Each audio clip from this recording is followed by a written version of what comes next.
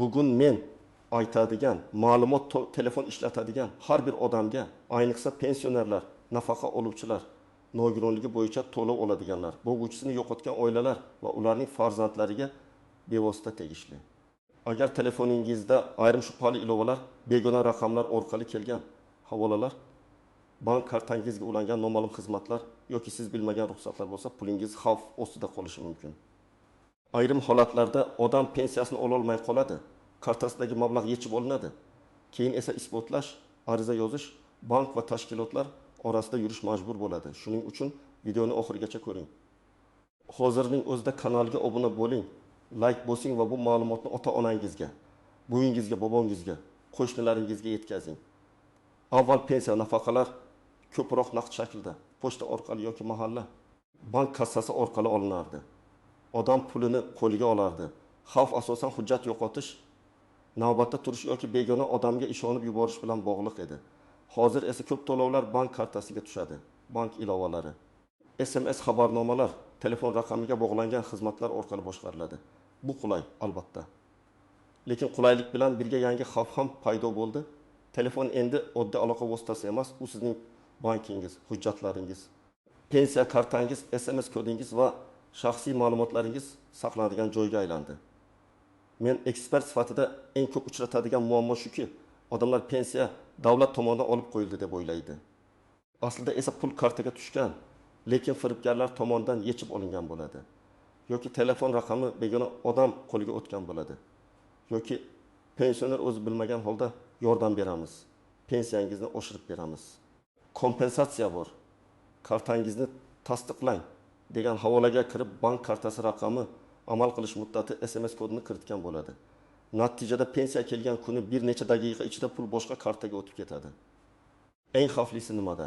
Ko'pchilik men hech kimga karta bermaganman, demak xavf yo'q deb o'ylaydi. Aslida kartani qo'lga berish shart emas. Telefoningizdagi SMS kod bank ilovasiga kirish, ekraningizni ko'rish, siz bosgan havola.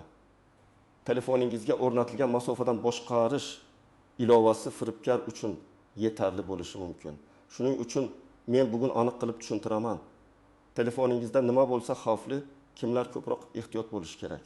Qaysi holatda qo'rqmaslik mumkin va hozirning o'zida nimalarni tekshirish kerak. Birinchi xavfli belgi, telefoningizda siz tanimaydigan ilovalar bor.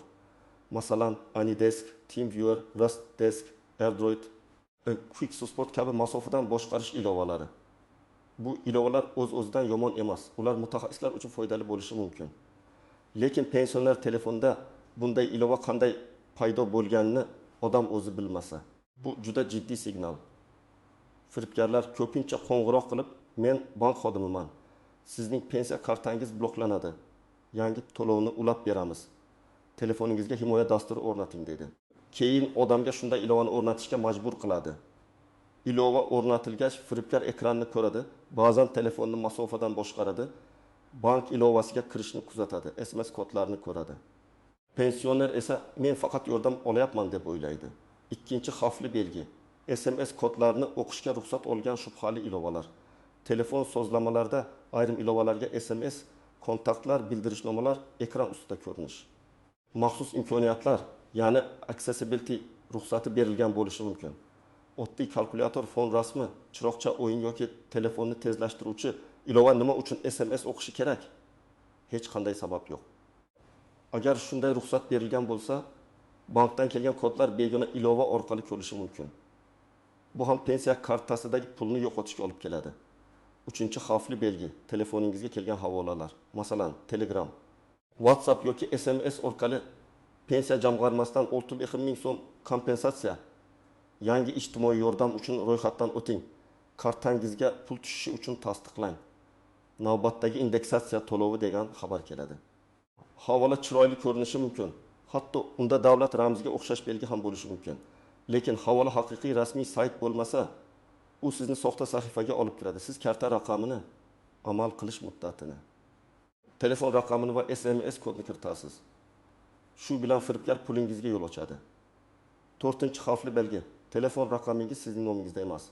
Ko'p pensionerlar raqamni farzandi, qarindoshi, qo'shnisi yoki eski tanishi nomida ishlatadi. Bu ham katta xavf. Chunki bank kartasi, pensiya to'lovlari, mobil ilovalar ko'pincha telefon raqamiga bog'langan.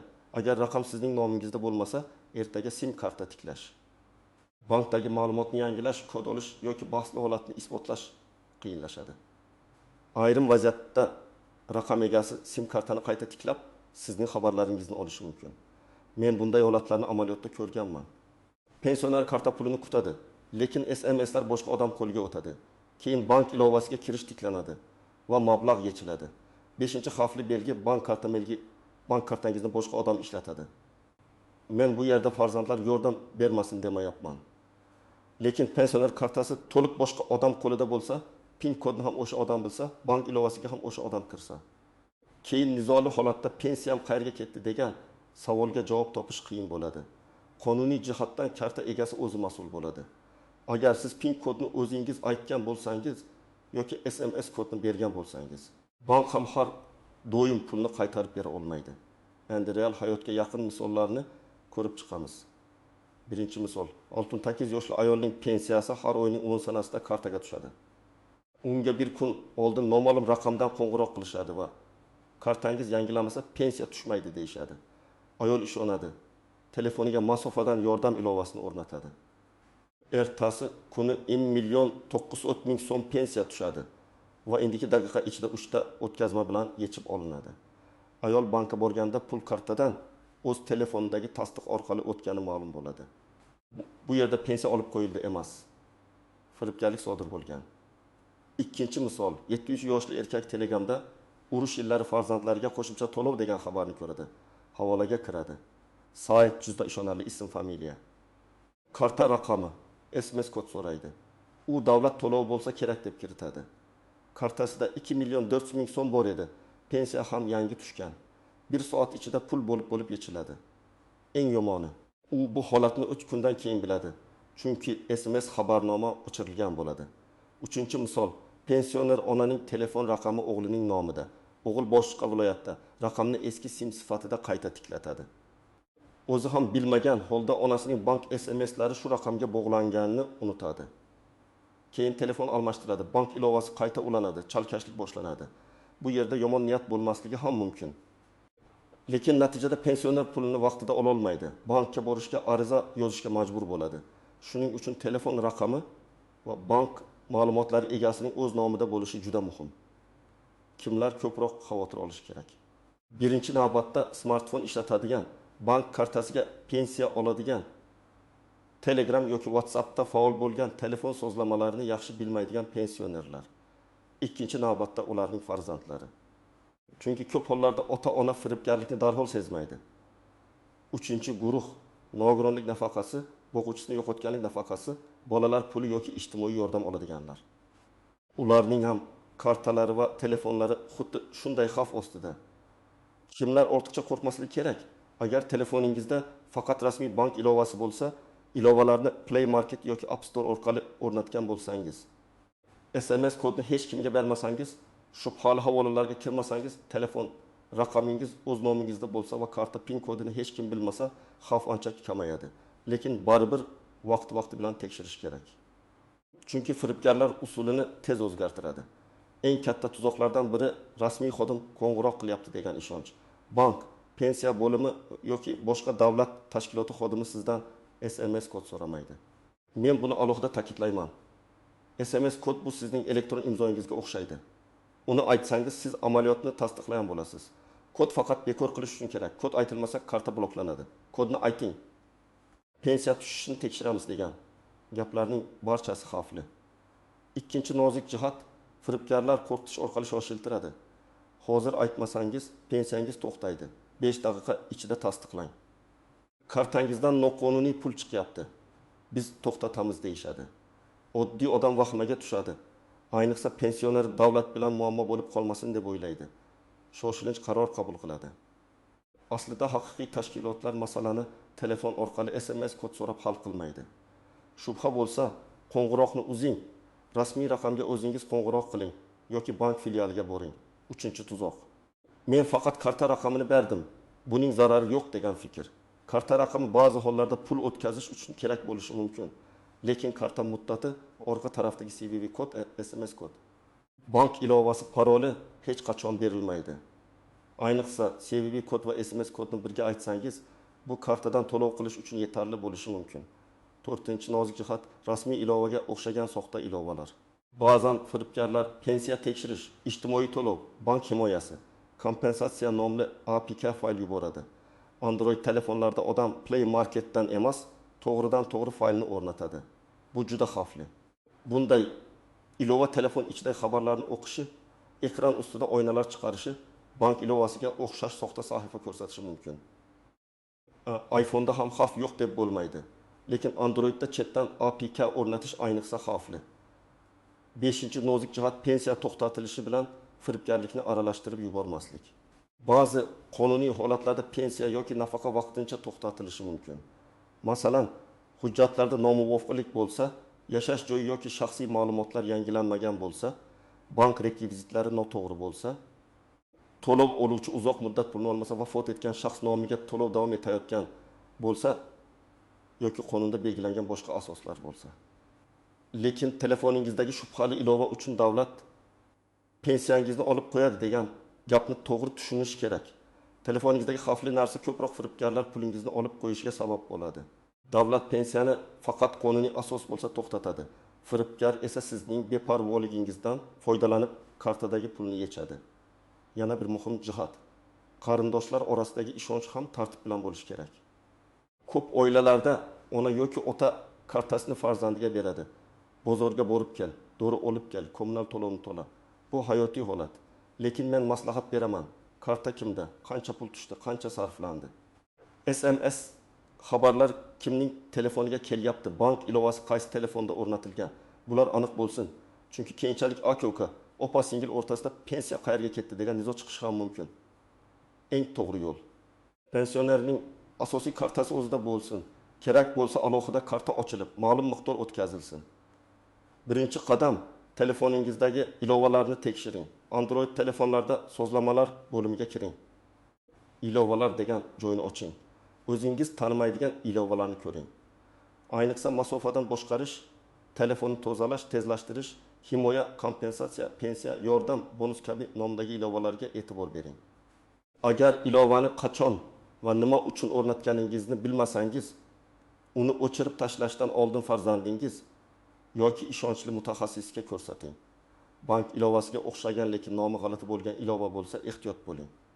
Ikkinchi qadam, ruxsatlarni tekshiring. Sozlamalarda maxfiylik yoki ruxsatlar bo'limini oching.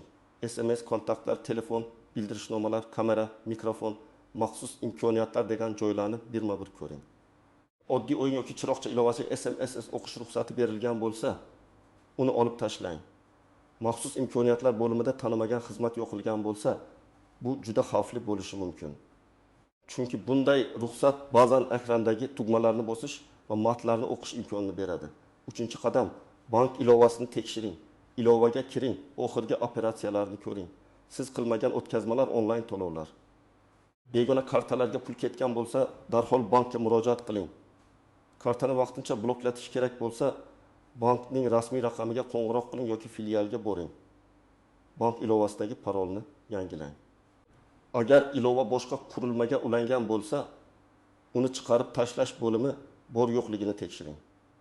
4-qadam, telefon raqamingiz kimning nomida ekanini aniqlang. Mobil operator ofisiga pasport yoki ID karta bilan boring. Raqam o'z nomingizda bo'lmasa, rasmiy tartibda qayta rasmiylashtirish imkonini so'rang. Agar raqam bank kartasi va pensiya to'lovlariga bog'langan bo'lsa, bu ishni paysalga solmang. Raqamni yo'qotish, SIM karta buzilishi yoki begona odam tomonidan tiklanishi ko'p muammo keltiradi. 5-qadam, bankdagi ma'lumotlaringizni yangilang.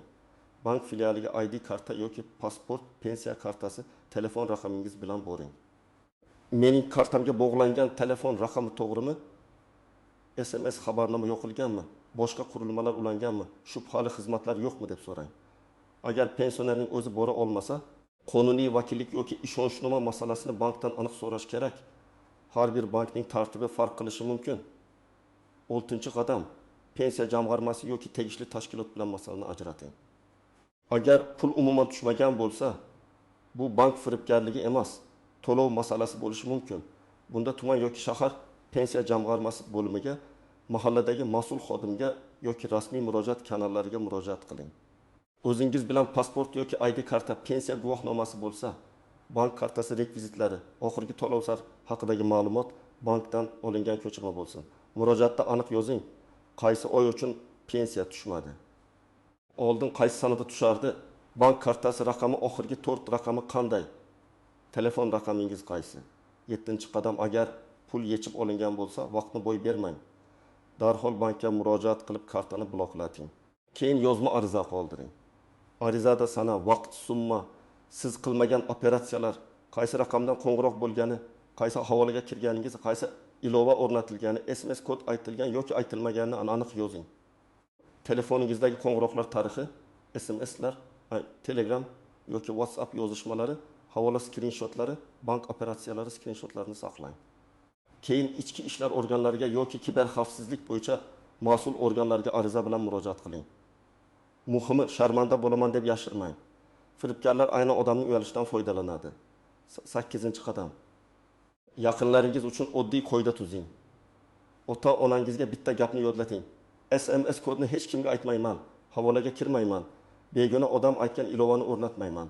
Bu 3 ta qoida ko'p muammoning oldini oladi.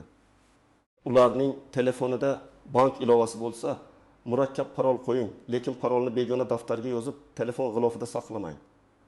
Telefon blokirovkasi yo'qilgan bo'lsin. SIM karta PIN kodi ham foydali bo'lishi mumkin. Lekin uni unutib qo'ymaslik kerak. 9-qadam, har oy pensiya tushgan kuni tekshiruv qiling.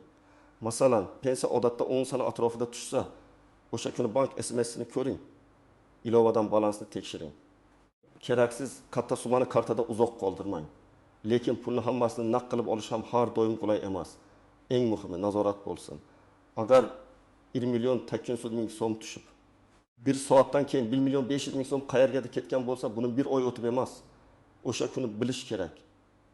10-qadam, shubhali qo'ng'iroqlarga javob berish tartibini biling. Agar kimdir o'zini bank xodimi, prokuratura, militsiya, pensiya bo'limi, operator yoki xavfsizlik xizmati deb tanishtirsa va karta, kod, ilova pul o'tkazish haqida gap boshlasa, suhbatni davom ettirmang. Men hozir rasmiy filialga boraman deb qo'ying. Haqiqiy xodim bundan qo'rqmaydi. Firibgar esa sizni ushlab turishga urinadi, qo'rqitadi, asabiylashadi, tezlashtiradi. Bugun men sizga eng muhim narsani tushuntirdim. Telefoningizdagi shubhali ilova, begona havola. SMS kodga kirish ruxsati, nomingizda bo'lmagan SIM karta yoki nazoratsiz bank ilovasi pensiya va nafaqa pullaringizni xavf ostiga qo'yadi. Bu har doim davlat pensiyani olib qo'ydi degani emas. Ko'pincha muammo firibgarlar pulni kartadan yechib olishi, raqam yoki ilova orqali sizning nomingizdan amal bajarishi bilan bog'liq bo'ladi. Shuning uchun bugun telefoningizni tekshiring. Ota-onangizning telefonini ham ko'rib chiqing. Bank va telefon raqami ma'lumotlarini tartibga keltiring. Izohlarda yozing. Sizga ham pensiya, kompensatsiya, karta bloklandi degan qo'ng'iroq yoki xabar kelganmi? Tajribangiz boshqalarga yordam berishi mumkin.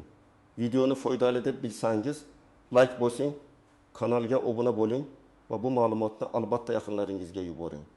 Bitta ogohlantirish kimningdir bir oylik pensiyasini saqlab qolishi mumkin.